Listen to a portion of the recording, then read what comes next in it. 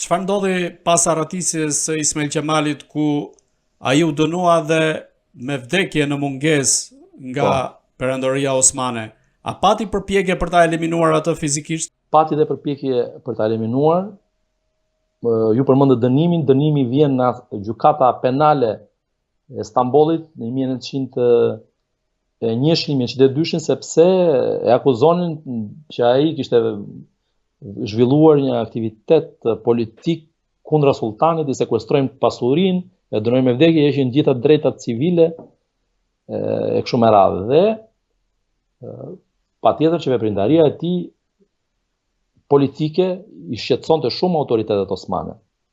Dhe ata e mbikëqyrnin kur ishte në perandori, por nuk e lanë pa mbikëqyrur, dhe këtë tregojnë dokumentat se si përcillen vizitat e tij, takimet e tij në kancelaritë evropiane me ministrat e jashtëm, po dhe me ish kryeministra ose me kryeministra. Kështu që të gjitha këto osmanët i mbikëqyrnin, i pasqyronin në dokumentat e tyre, dhe flitet dhe për një tentativë për ta eliminuar, ku ai e tregon dhe vetë pra që e ndiqnin në Bruksel, po dhe në Zvicër, ai ruaj dhe kur ishte në Athinë prap, ishte në kujdesin e autoriteteve vendasve, pra për të siguruar jetën, dhe patjetër që sultani e konsideronte si kundërshtar. Por nga ana tjetër i kërkonte vazhdimisht që riktheu, sepse unë e vlerësoj atë çka ju përfaqësoni e kështu me radhë. Dhe është interesant fakti që në 1908 sultani para se kur u ngritën shqiptarët në Ferizaj dhe kërkonin më shumë të drejta e kështu me radhë, sultani u trondit sepse ata bëjnë thirrje 50.000 shqiptarë do marshojmë thot drejt Stambollit, dhe i çon ambasadorin që kishte në Paris dhe i thot çfarë të bëjmë, i kërkon të konsultohet me të. Dhe i thot Ismail Qemali shpall kushtetutën, këtë mund të bëni. Dhe pas 2 ditësh shpallet kushtetuta, bën zgjedhje, i thon Ismail Qemalit të riktheu tani, të marrësh pozitat që keni pasur në perandori, thot ai nuk kthehem pa me hequr dënimet, dhe ja heqin dhe dënimet patjetër. Rikthehet në Vlorë pastaj, bën atë vizitën e famshme ku vlonjatët e ngrënë në krah me karroca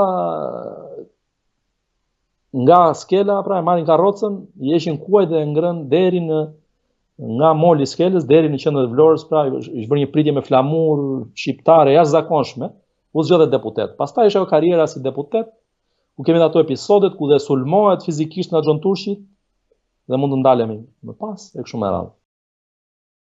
Po, a mund të rrëfeni pikërisht episod sa i përket përplasjes në parlamentin turk mes Ismail Qemalit dhe një deputeti tjetër, dhe Ismail Qemali aty ruan qetësinë, me sa shkruani ju dhe në libër.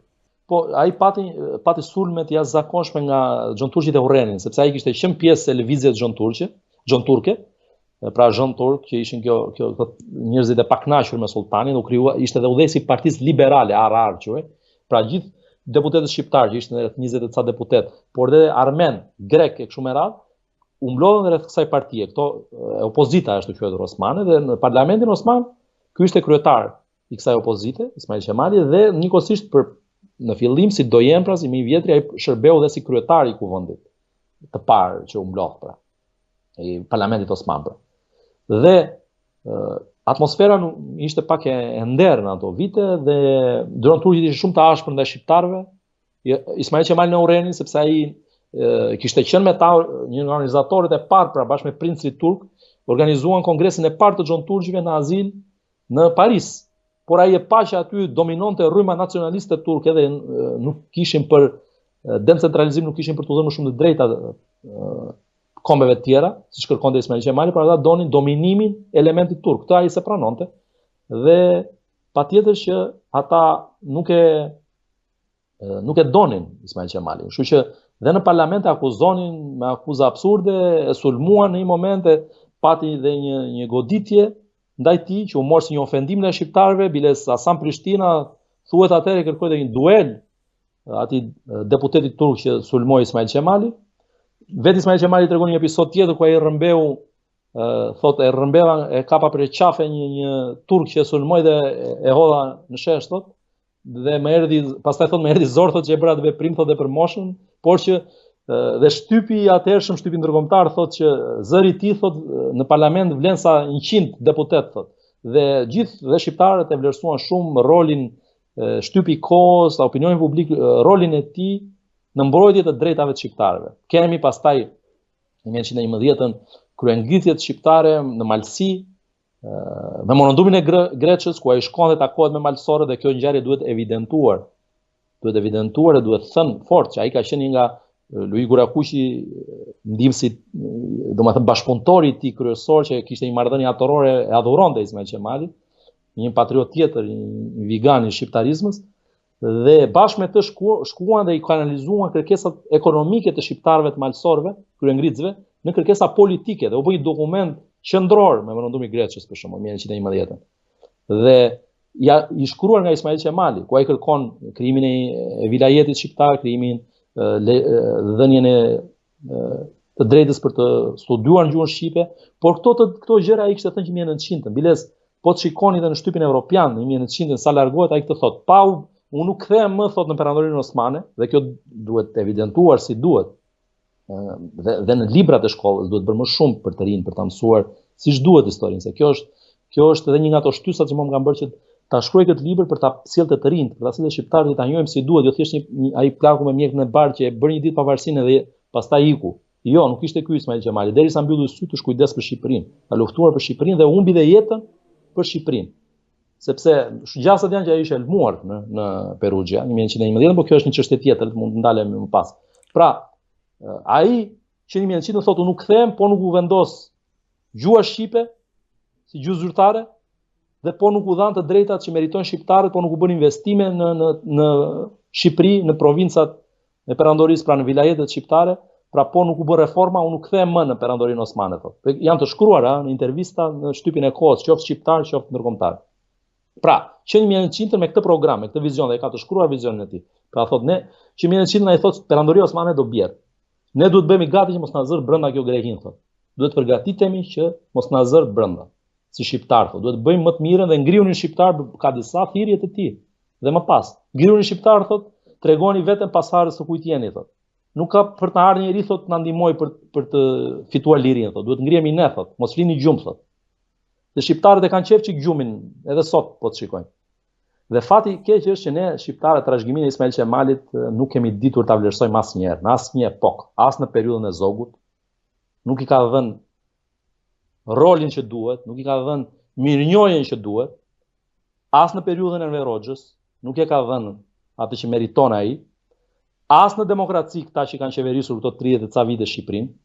Ju shikoni ku e kanë lënë monumentin e Ismail Qemalit edhe sot që po flasim. Kalojnë një natë aty dhe shikojnë errësirë të plot. Ndërtohet kopshti i Edenit aty, kopshtet e varura të Babilonisë, shumë mirë që ndërtohen. Nuk jam kundra investimeve, kundra gjërave të bukura, le të harxojnë dhe aq sa harxohen, që për një vend si ky joni mendoj se janë shumë. Janë shumë, por si mos të bëhet një monument dinjitoz, po nxirret nga muzeu, siç u nxorën në 2012, nxirret Ismail Qemali nga muzeu.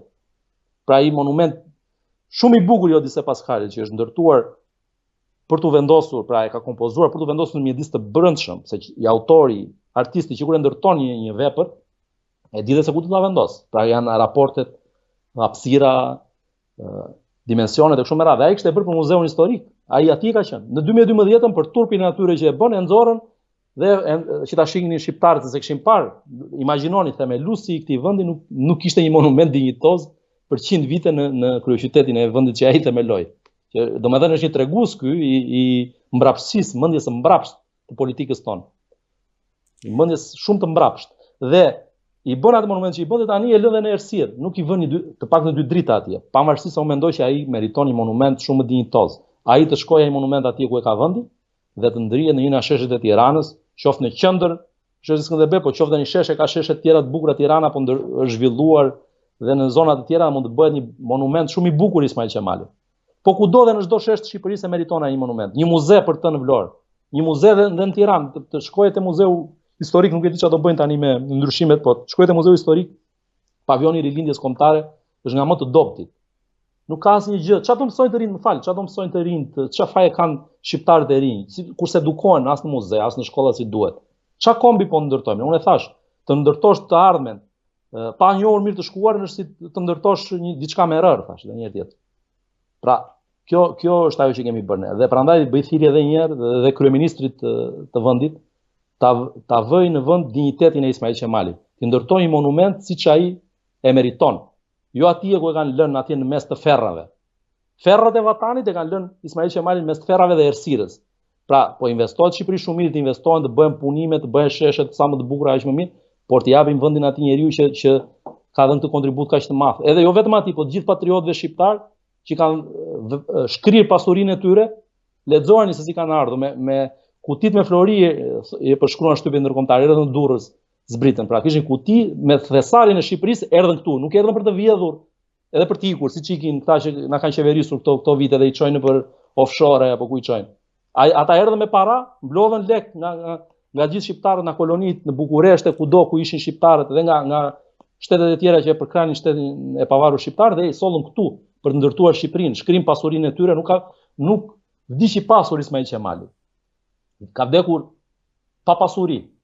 Nuk la gjë dhe amaneti i tij ju e dini siç ishte. Djemtë e mi nuk bëra pasuri që t'ia lë Shqipërisë, por u lë një dhe amanet. Pra la Shqipërinë. Kështu që këta njerëz me këtë sakrificë sublime duhen nderuar mendoj. Dhe ai që ka sot në dorë të bëj diçka është kryeministri. Bëri një gjë shumë të mirë me vendosjen e portretit të tij në zyrat e shtetit shqiptar, që unë kam vlerësuar dhe e vlerësoj jashtëzakonisht shumë. Pra vendosjen e portretit të Ismail Qemalit në zyrat e shtetit shqiptar është një akt nga më fisnikët dhe nga më dinjitozët që kanë ndodhur në 113 vite, ose kur u vendos atëherë, se është vendos në 2013, sot jemi 113 vite shtet, po atëherë ishim 101 vite, po e quaj. Dhe është akti më dinjitos që ka bërë një kryeministër i Shqipërisë, pra vendosja e portretit. Është dhe për këtë e përgëzoj. Por ama që të lihet ashtu Ismail Qemali dhe mos të ndërbehet gjithë këto vite, gjithë këto investime, janë bërë muze të rinj në Shqipëri, patjetër. Keni muze Gjethe, keni muze Bunkeri, njëshi, dyshi, ku e diun çapo bëjmë të tjerë, po shumë mirë që ndërtohen sa më shumë muze, aq më mirë është për Shqipërinë. Por të vëmë në vend dinjitetin e këtyre njerëzve, që bën Shqipërinë, që na lan trashëgimi Shqipërinë. Pse mos t'i vlerësojmë, pse mos t'i njohim brezat siç ishin pra. Pra, duhet njohur patjetër, siç e thamë me anë të librave, pra të njohim vizionin, njohim karakterin, njohim mënyrën se si ai menaxhon krizat, të njohim edhe dështimet e tyre, se patjetër Ismail Qemali donte që Shqipërinë dhe shpalli pavarësinë për të gjitha vilajetet, për të gjitha trojet shqiptare, nuk e shpalli Shqipërinë ai për ato kilometrat. Ai arriti që të kemi parasysh një gjë, që ai zotronte Trekëndshin, Vlorë, Berat, Elbasan, që ishte arkiv pash Elbasani, një patriot tjetër i shquar dhe ky e adhuronte Ismail Qemalin, shikosh korrespondencat e tyre. Dhe Ismail Qemali e vlerësonte shumë, i thotë kam si bir, edhe ai thoshte je si baba për mua. Dhe një komunikim, një marrëdhënie e jashtëzakonshme, shumë dinjitoze me dy patriotësh. Dhe kjo Shqipëri kaq e vogël, pra që ata arritën të shpëtonin atëre, u bë e madhe avash avash, sepse ishin grekët që pushtuan jugun e Shqipërisë, erdhën deri në Llogara, ishin serbët që morën Durrësin, erdhën afër Elbasanit, morën Tiranën e kështu me radhë, por u larguan pastaj, sepse u bë pavarësia dhe u detyruan të trishen.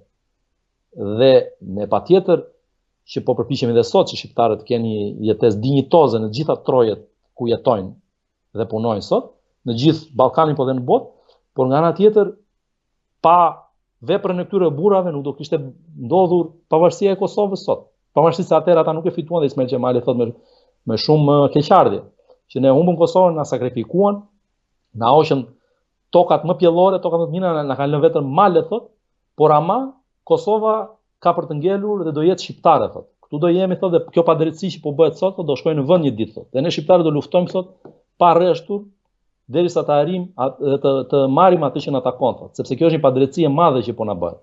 Dhe fjalë profetike. Arritëm pas afro 100 vitesh që të krijojë edhe një shtet tjetër shqiptar, pra Evropa, dhe këtë thotë. Unë besoj thotë tek sensi i drejtësisë së kombeve evropiane thotë, tek qytetërimi evropian thotë. Dhe ky gabim që u bë thotë do vihet një ditë në vend. Dhe fjalë profetike, po them edhe një tjetër, dhe në themelet e shtetit shqiptar qëndron ço vizioni i tij për politikën e jashtme, që e shikonte Shqipërinë si një element ekuilibri dhe paqe, thotë. Ne po vim në arenën ndërkombëtare si një shtet i ri për të balancuar. Nuk kërkojmë as të marrim kujt gjë, thotë, ne duam të mbajmë atë që është e jona. Dhe nuk i kërkojmë as kujt asnjë gjë, thotë.